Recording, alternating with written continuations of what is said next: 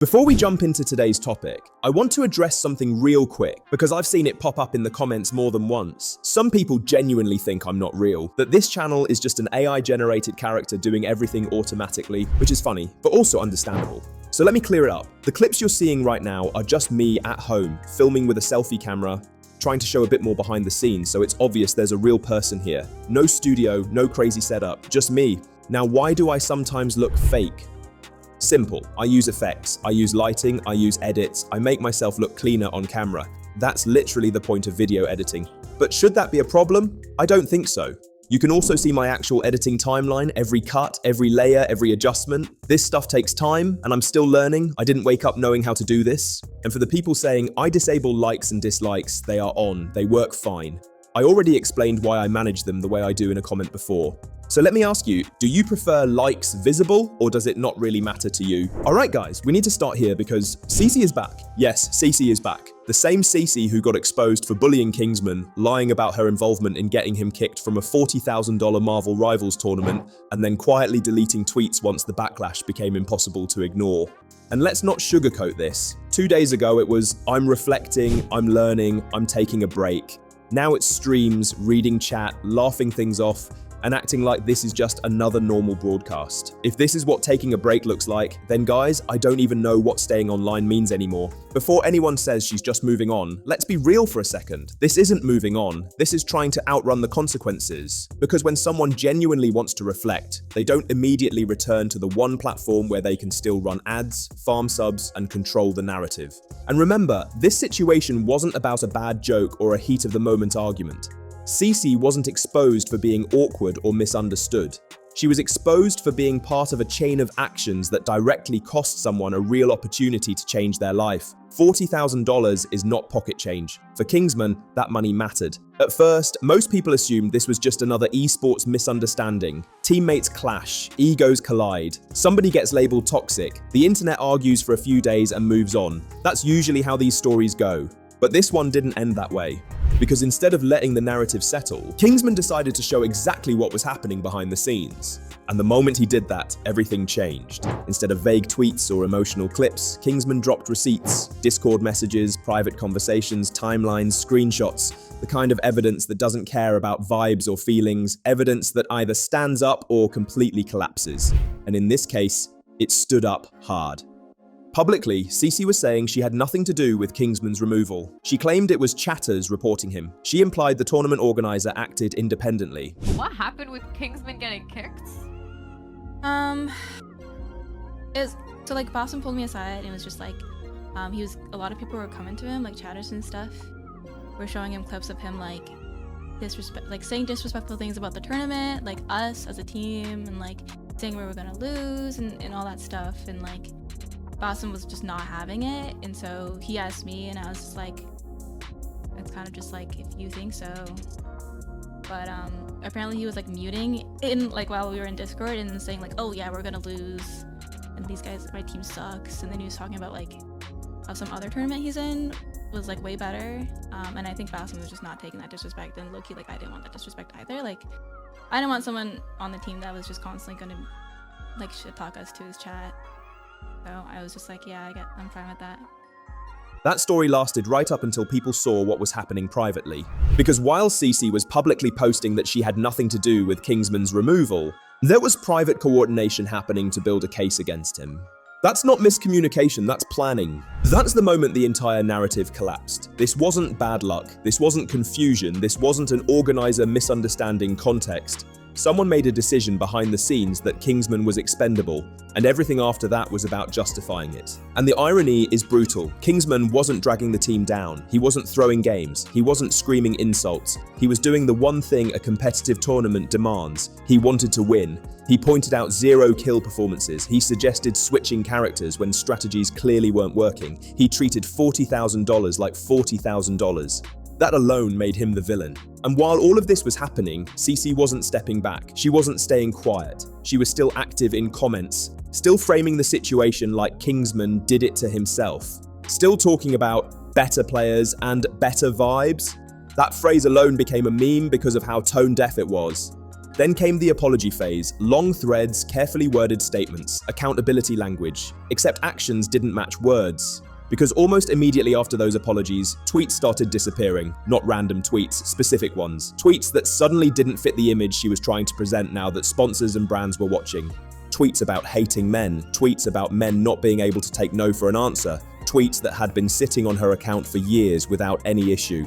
The moment this situation exploded, they vanished. And guys, deleting tweets after Backlash doesn't mean growth. It means you realize those tweets made your situation worse. So guys, once Kingsman's document went public, this stopped being internet noise and turned into real consequences very fast. And this is the part people always underestimate. Brands do not care about drama. They don't care about Twitter arguments. They care about risk, image, and whether something is defendable. And the moment this situation crossed that line, companies moved instantly. Shortly after that, Solaris Gaming followed up by removing her from their organization and creator program entirely. And that right there tells you everything. Companies do not cut ties that fast unless the situation is completely cooked. They don't wait for both sides. They don't wait for more context. They saw the screenshots, they saw the coordination, and they knew there was no version of this story that made staying involved worth it. Now, if you were in Cece's position and actually wanted to grow from this would have been the moment to log off. Take the break you promised. Let things cool down, reflect privately. But instead, she did the opposite. She stayed online, started scrubbing her past, and tried to clean up her image in real time. And guys, deleting tweets isn't reflection, it's revision. Tweets that had been sitting on her account for years suddenly disappeared. Not because they were new, not because they were misunderstood, but because now they didn't fit the narrative she wanted brands and sponsors to see. And while Cece was trying to quietly sanitize her image, the rest of the group started making things worse. Lucy, one of the teammates who told Kingsman to shut up during the tournament, went on stream and said she was 100% justified in doing so. But in regards to me telling him to shut the f up, that is the only thing I think I am 100% justified in, because Zaza said you're making me feel like shit. When somebody on your team is like saying that, I'm immediately just put off. Let that sink in for a second. No apology, no reflection, just full confidence that she did nothing wrong. And this wasn't some offhand comment taken out of context. She doubled down, publicly, on stream, knowing everything that had already come out.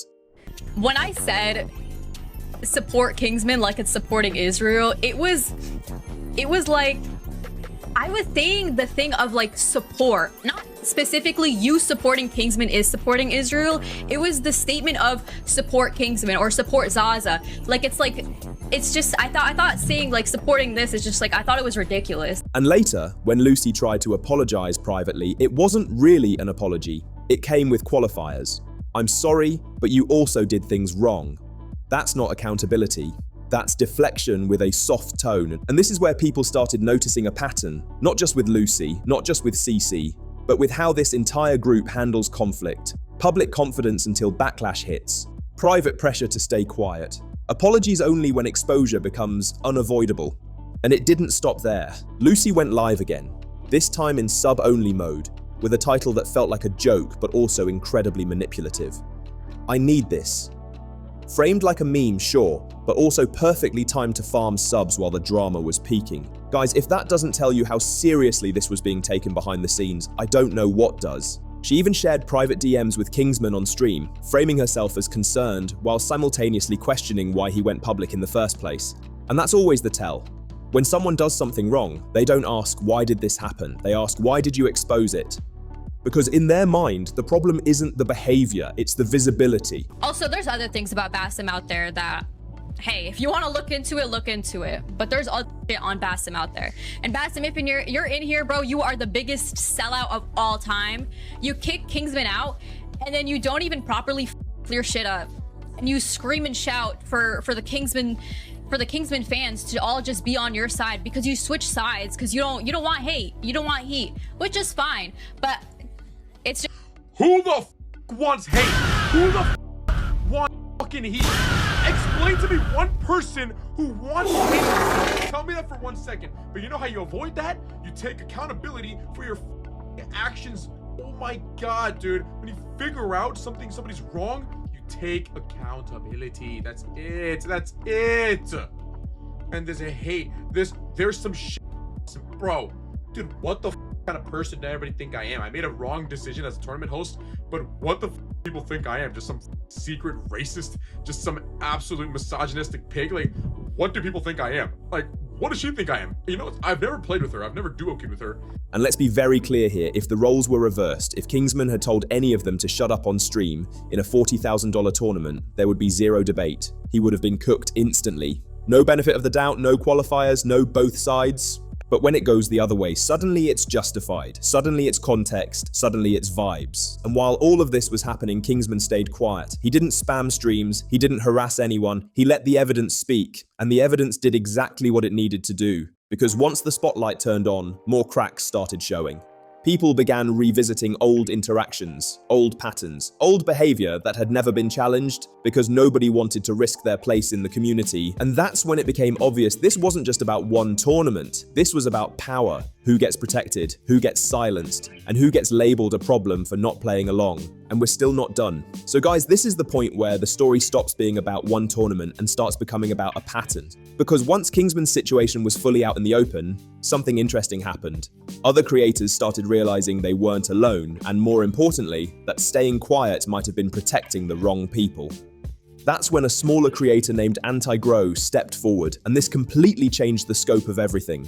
Because Anti-Grow wasn't reacting emotionally, he wasn't chasing clout, and he definitely wasn't piling on for attention. He brought receipts, calmly, clearly, and what those receipts showed was uncomfortable. This started in October 2025 after I received a threat from CC, who's the leader of the official Marvel Rivals creator group. This threat to me came after I made 2 videos basically clearing my name from lies that Luciasa, who's another member of this group, told about me. Back in October 2025, months before the Kingsman tournament ever happened, Anti-Grow had already dealt with a very similar situation, and instead of escalating, he did what most people would consider reasonable. He posted a couple of short videos defending himself with evidence. I literally made 2 videos, which I will link in the description below, both of which I said nothing derogatory or inflammatory about Luciasa. Both videos were literally just clarifying the fact that she was literally lying on behalf of me, saying that I said things I never said. Nothing inflammatory, no insults, just clarification. And that's when the pressure started. According to Anti-Grow, CC privately messaged him and warned him that if he continued posting videos defending himself, he would be removed from the Marvel Rivals creator Discord. So right here is where I received the threat from CC. I was told verbatim that making videos defending myself would count as harassment and I would be removed from this group. Again, I highly encourage you guys to go watch those videos. They were in no way harassment. It was literally clearing my name. For anyone unfamiliar, that Discord wasn't just a chat room, it was access, networking, tournaments, visibility, opportunities. So imagine being a smaller creator, already at a disadvantage, being told that defending yourself publicly could cost you your entire foothold in the community. Most people would fold.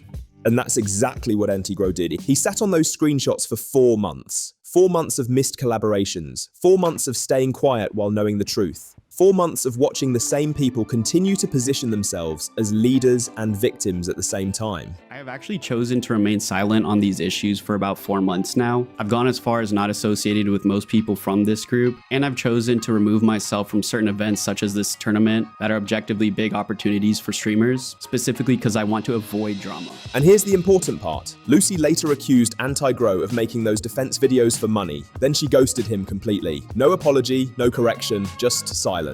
And once you see that pattern repeated with Kingsman, it stops looking like coincidence. This wasn't about protecting safe spaces. It wasn't about toxicity. It was about control. Smaller creators were expected to absorb damage quietly, while larger ones dictated the narrative and decided when accountability mattered. And that's why this blew up the way it did. Because when Kingsman finally pushed back, he didn't just defend himself, he exposed a system that relied on people being afraid to speak. And once that system was exposed, everything started collapsing under its own weight. Now here's the part they absolutely did not expect. Kingsman didn't just survive this, he benefited from it. His channel exploded, he crossed 200,000 subscribers, he gained massive support across platforms, he received donations, he was gifted in-game items, and more importantly, people started respecting him for standing his ground without turning bitter. Bro, the Marvel Rivals devs just gave me units so I can purchase magic skins. No f***ing way. There is no way that is real. Wait, I gotta hide my screen. No, no way. No way.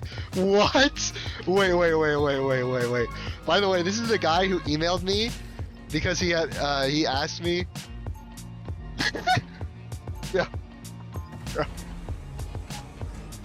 Wait. Because somebody off of stream randomly who heard about the drama sent me a loan $3,000. They sent me enough money if I got first place from the tournament. On their own! On their own! He didn't ask for anything. I messaged him on Discord, I'm like, are you fucking insane? What are you doing? He's like, I don't need the money. Meanwhile, the people who thought they could ride this out quietly are dealing with the opposite. Sponsors gone, accounts private, community notes on nearly every public statement. And that reputation they worked so hard to build is now permanently tied to how they handled this moment. And let's be very clear, guys, this isn't about celebrating anyone's downfall. Nobody wins when communities become toxic, but accountability matters, especially in small scenes where power goes unchecked for too long. Because when you threaten access, manipulate narratives, and pressure people into silence, it always works. Until it doesn't. And once it stops working, there's no undo button. What makes this situation almost ironic is how avoidable it was. If Kingsman had been listened to instead of mocked, none of this would exist. If concerns had been handled internally without plotting removals, none of this would exist. If apologies had come early, and honestly, none of this would exist. But instead, ego took over, and ego always overplays its hand. So where does that leave us now? It leaves us with a clear lesson. In online spaces, especially competitive ones, your behavior off-camera matters just as much as your skill on screen. Screenshots don't forget, private messages don't disappear. And the internet always checks the receipts eventually. Kingsman didn't win because he was loud, he won because he was right, and he had proof. And the rest of them are now learning what happens when narratives fall apart under pressure. So yeah guys, that's the real ending here. Not a redemption arc, not a cancellation story, just consequences finally catching up. Let me know what you think. Was this inevitable, or did this community let it go on for way too long before someone finally spoke up?